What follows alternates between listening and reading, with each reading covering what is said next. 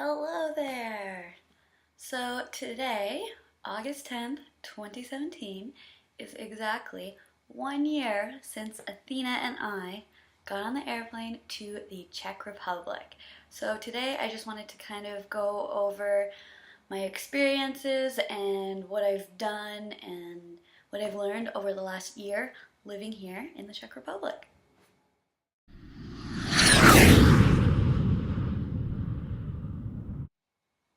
So I should definitely point out that I didn't actually move to Prague until September 1st of 2016, but on August 10th, I got on the airplane. We landed obviously August 11th in the morning, and we did a little bit of a road trip prior to moving into my apartment. So it's been 1 year that I've been abroad, not necessarily 1 year that I have been living in Prague.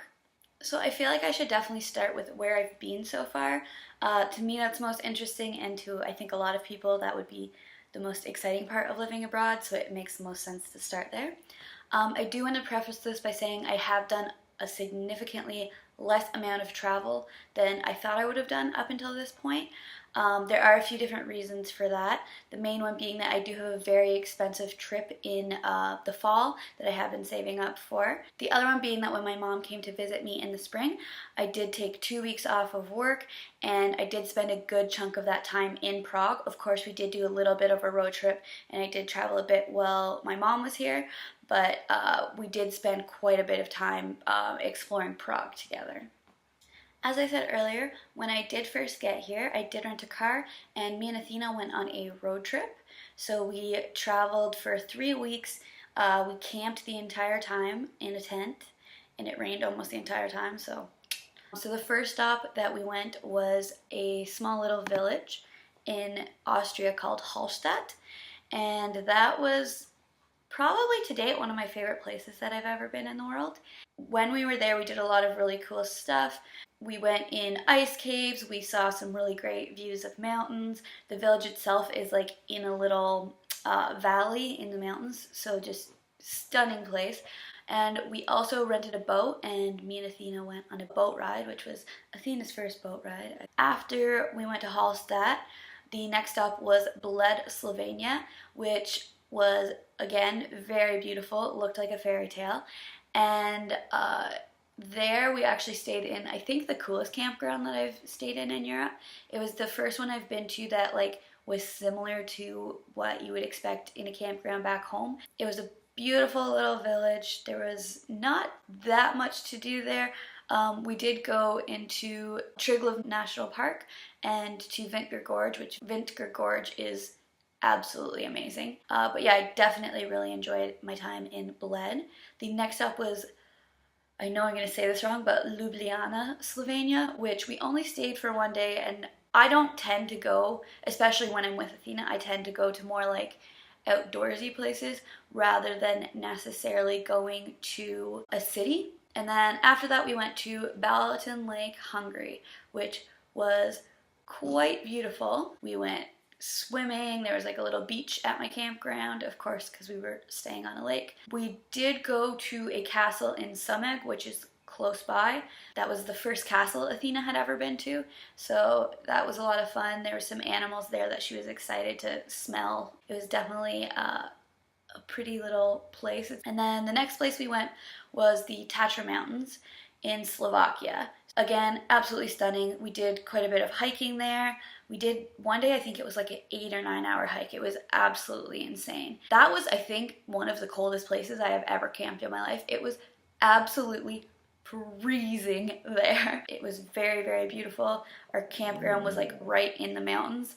It was a really nice place. And the last place we went was Krakow, Poland. We stayed in a campground just outside of the city, and then took a bus into the city every day to explore, and there was quite a bit to do. So my first trip that I did after me and Athena moved into our apartment here in Prague was we went to Almas, which is a little small Czech village. It is pretty cute. There's a lot of fountains and a lot of things to look at. Not too much to do, but it was definitely a very nice last minute trip. I just booked it the night before. Also, once my mom came to visit, we did a road trip through the Czech Republic, which all of this I have vlogged, so I can leave the links to all those videos in the description down below. But we went to Kutna. It's another small Czech village with a bone chapel and a very nice cathedral. My mom fell absolutely in love with Kutna. I was quite a fan of it too. It's pretty cute. The first place we went to was to Karlstein Castle, which is pretty close to Prague also.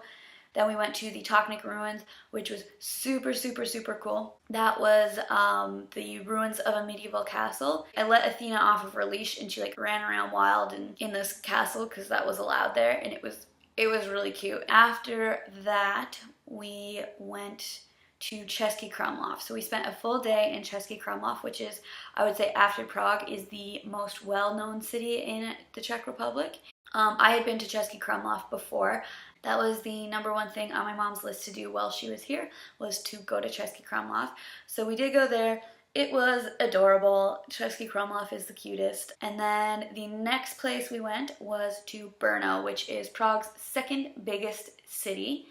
And I did not like Brno. I am not a fan of Brno. I would not recommend it. It's pretty sketchy is the best way to describe it. I felt very uncomfortable there quite often, and I felt like there wasn't that much to do for the fact that it's like the second biggest city in this country. And yeah, I don't know, it is not for me. And then the next day we went to the Makocha Abyss, which is a cave system and a gorge. I went on a boat ride through the caves. It was really, really cool. There was like a little bit of an ice cave in there, and most importantly, the abyss itself was like absolutely stunning. And then the last place my mom and I went on our road trip was Pernstein Castle. That was definitely both of our favorite castles.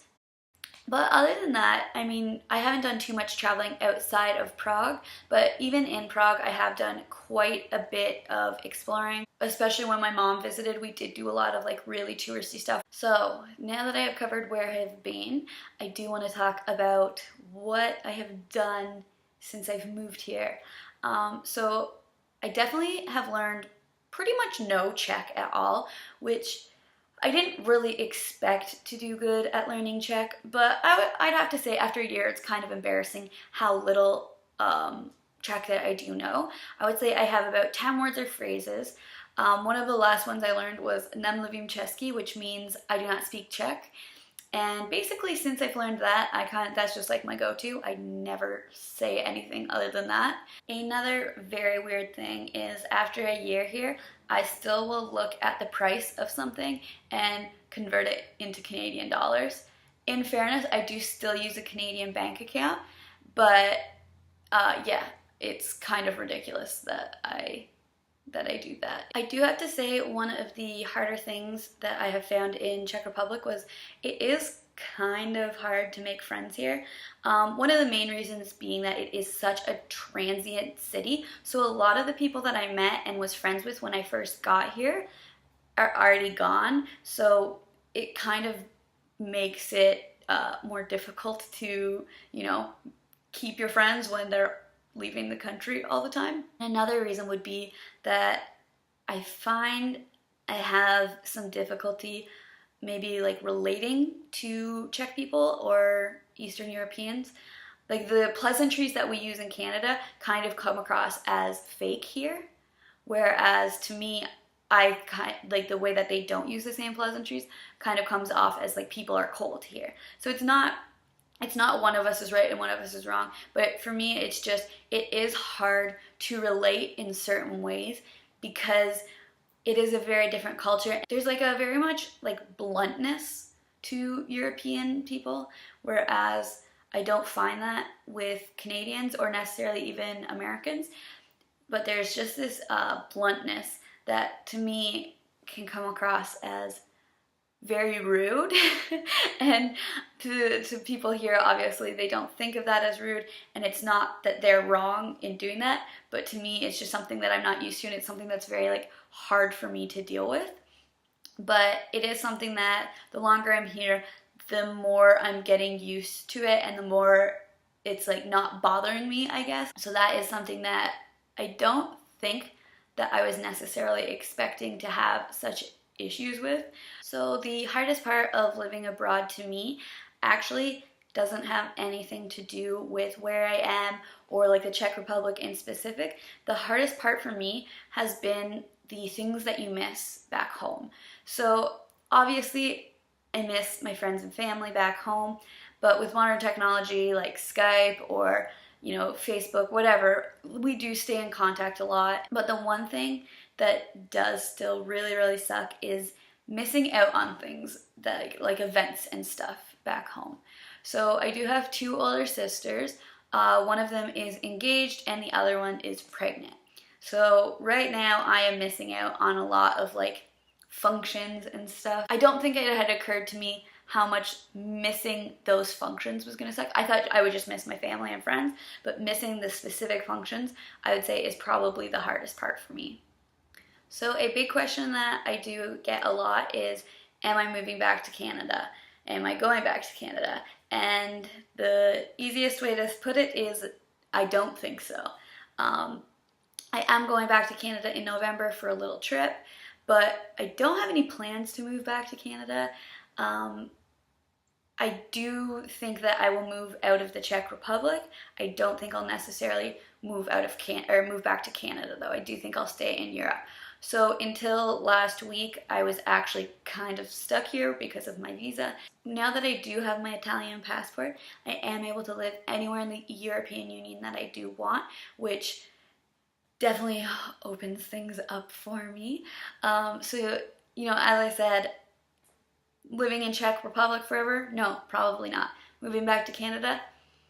I don't have any plans for it. I don't think I will. Maybe one day, a few years down the road, I'll decide that I'm ready to go back. But for now, I'm not. For now, I think I want to live a few other places and explore a bit more of Europe while I'm here and to take advantage, because why not? So that pretty much sums up our first year living abroad in the Czech Republic. If I missed anything or you have any questions, let me know in the comments down below. And if you enjoyed this video and want to see more videos like this, or videos of Athena and I exploring both Czech Republic, Europe, Prague, I don't know what's coming next. So if you want to see any videos like that, definitely subscribe because there are new videos every single Thursday. And if you liked this video, please give me a big thumbs up. Thank you so much for watching. Bye.